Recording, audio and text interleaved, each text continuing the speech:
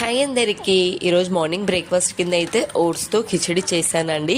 ఈ కిచిడి వచ్చేసి 10 months babies అంటే చంటి పిల్లల నుండి మన ఏజ్ వరకు తినేసేయచ్చు. 10 months పిల్లలకైతే కొంచెం ఉప్పు అస్సలు వేయకండి, కారం ఏం వేయకుండా మనకి వెజిటేబుల్స్ అలాగే పెసరపప్పు, నెక్స్ట్ ఓట్స్.